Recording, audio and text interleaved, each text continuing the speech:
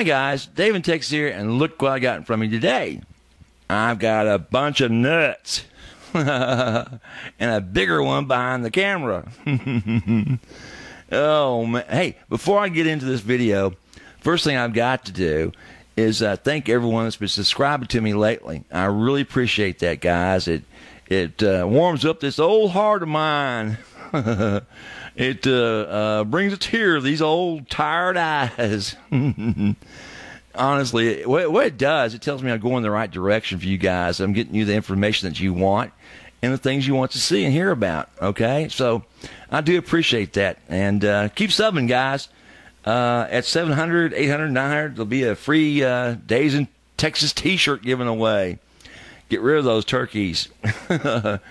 Okay, now back to the nuts. I've been telling you all for the last 2 years, get rid of these things if you're going to make that guitar sound anywhere near decent and play decent as well, okay? Now, obviously, you can see these. This one here is the oldest one. It's Chinese Les Paul. The one behind it is for a Chinese Les Paul, the newest one I had, right, the little Black Beauty. And I took these off because they're cut too deep as well as they're cut badly, right? Now, if you'll take a look closely at this, get a little pointer here I can use, something pointy, right? This one in front is like double the depth it needs to be for an E string. So if you're using like a 14 gauge, maybe like, maybe, I don't know what gauge, but it's just too deep, it's too wide. It goes all the way down, it's too deep, too wide, too weak, too deep, too wide. But the biggest problem is, if you look at the one in back of it, look at this. See how the string actually, the cut actually plays off the edge and they no longer match up? You follow that? Look at this. This may be over dramatic or drastic, but look at this. This thing actually will go off the edge of the guitar. And it was on a Les Paul, and on the high E string, I actually have problems playing it off the edge of the guitar on the edge of the fret. You got me? It did happen. Of course, that's why I'm telling you to replace them. And the depth of these are just crazy deep. You see this? I'll have to get my hand in front of the camera so you can see this a little better, get it to focus. You see that? That is just way too deep. Now, it will play like this, right? But it'll kill the sustain, it'll kill the tone, and make it harder to play, which is not very much fun. You got me? And if you actually take the top part of this off, right, just cut it right off, and not make the width so much, it would work even better, okay? Which is what I'm basically going to do with this bone. But still, the material itself is crummy, doesn't resonate like a bison bone resonates. So I'm going to replace them. Well, I've already done it, but anyway, I'm going to show you how to do it, right? And with a Dremel. Try to make it quick and easy rather than hand files and a sanding tool, which is like near impossible. I mean, it takes forever to do one of these darn things. But what I've done so far, guys, I've pre-scored a line in the colored pencil to know how much I got to cut off of this nut to make this top edge here, right? Let me get a pointer here. And the camera, get this top edge here, which is towards the strings. This is towards the keys right here, tuning keys. This is towards the strings, right, the playing. And that height here has to match up the height of this one's height, right? And when they match, I'll still have perfect intonation available. Because this was good intonation. It wasn't a problem with that, right? It's the fact that it's cut too deep. Now, this one is pre-cut by the factory. Use my hand in front of it again. It's pre-cut by the factory, and it does work, right? It's a little thin on some, but I've got to actually cut it down some, right? Cut that much off the bottom of it to where it'll play properly, okay? And I've got to keep in consideration that this is trapezoidal. So I ended up cutting a square. I got to actually still consider it's got to be in the same plane all the way across, so it doesn't get cockeyed, get tilted like this too much. You know what I'm talking about? Here's how it should be. Just remove the bottom. You don't want to tilt it like this. To actually get that nice curvature to it, like this one is, it's best to go ahead and just sand it down that way. You see what I'm saying? Kind of sound it towards a curvature backwards, right? Does that make sense? because the height of this point of the nut, ooh, it's about to fall off. The height of this point of the nut in front is lower than the height of this in the back. You got it? So you want to simulate that nut as much as you possibly can, but just don't have that depth cut into it. You get it? And as far as replacing these and say, well, as far as fixing these, it's impossible. Look how deep that is. I mean, you actually have to grind up half a nut itself and mix that with super glue and get it to stay in there. Well, it's not going to stay when it's that messed up. You got me? All righty.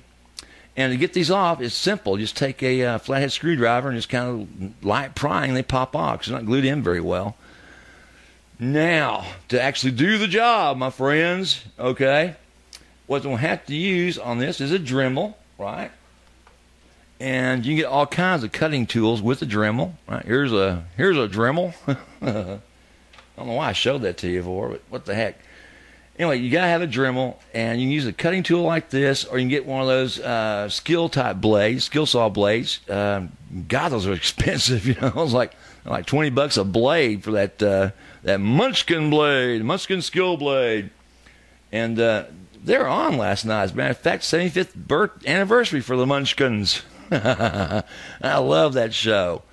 Anyway, I'll take that nut, right, as I showed you here.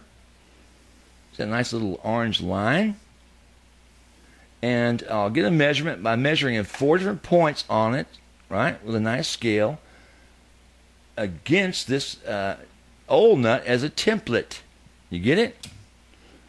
All right, so I'll hold it like this. So I know that these lines match up, right? You got it? So it's got to be dropped down so many millimeters. So when I get those measurements proper, I'll take a pencil, mark it in 4 spots, then draw a line across. You got it? Darn it. I'll draw a line across. I can't keep it in my hands. It's so hard. I'll draw a line across. And then I'll take a scale, right, which is a ruler basically, a hard edge on my rhombus. And I'll take a scoring tool like this and go over and score it and score it and score until I find a nice deep trough cut out of it, right? Nice deep edge cut out of it. And then once that's done, guys, I'll take the pencil once again and fill that in, right? I've rubbed the pencil out, I'll put it back in again. And as I cut, I'll put it back in again as well, okay? So each time I cut it, I'll score it again with the pencil. Make sure I'm going in the right direction. Also, I've got to make sure the side of it is in the right direction as well, okay? That I'm not coming off cockeyed when I'm cutting. Anyway, I'll have a line like this, similar to that, right? Back to back to make sure it's in the right direction and cut properly. You get it? So it comes out proper at the right angle. That's not the right angle, but you know what I'm saying. On each side, I'll have a line, right? I have a line on this side as well. So when I'm cutting, I know I'm going in the right direction, right? And I'll cut it at a slow rate, not very fast, because I'm told that this is an effort and futility. It's like, oh boy, that's always good to hear. But that basically it's going to crack and break, and that'll be the end of that as it gets hot, okay? That bone starts to heat up, hot bone. And I'm still going to try it anyway because I'm stubborn-headed. I'm getting tired of doing it all by hand. So, working with these, all these nice little things, you'll need to have available a Dremel, right? I've already shown you that. You'll need a marking tool, right? You'll need a scoring tool, okay, dokie. You'll need a scale to measure and mark with as well. And just in case, you're going to need a file to make sure there's a decent rough edge when you're finished cutting so that that glue will have something to adhere against, right? It's not just completely flat, flush, and smooth like a billiard ball. The rougher the better to glue against that wood surface. You got me? And oh yeah, make sure to clean that surface off on the guitar so there's no old glue on it, okay? You don't want glue against glue. You want glue against wood. You got it? Now, what else I need to show you? Also, when working with this, I'm going to try to use this little tool here, this little gem. All right? I call him Fred. Fred, the friendly extra set of hands. So anyway, I'll put the nut inside those alligator clips, and hopefully it'll hold it just enough where I can lightly put the saw blade against it. All right? And I'll just give you an example here. So just take that saw blade, just gently touch that edge, right? Make sure I stay in the right plane, okay? And I'm not pushing, because it'll just push it right out of the clip. I'm just touching it just so lightly and cutting it. So don't overheat it, number one, okay? And hopefully these will act as a heat sink as well and take some of the heat off, but maybe not. I have no idea, because I've never done this before, obviously. But, so this is not a total waste of a video. And I'll just leave you out in the dirt, you know. I want us to do about this nut now. I got it off, can't get it fixed, and can't do it with a Dremel. Well, what I'm going to do, guys, is show you how to hand do one of these if I have to. The old-fashioned way, right? The way they used to do these darn things. The way I used to do them. And it takes forever. And trust me, I'll be using a lot of clipped video in that. So I can't stand the video, the whole thing. It'd be so boring, you'll just go, you know, you'll pull your hair out. Anyway, that's what it's all about. Again, I want to thank you guys for subscribing to me. I really do appreciate that from the heart. And if you have any questions about this or any of these other projects I'm working on, be sure to give me a holler. All right? Dave's in Texas. Have a good one. Bye.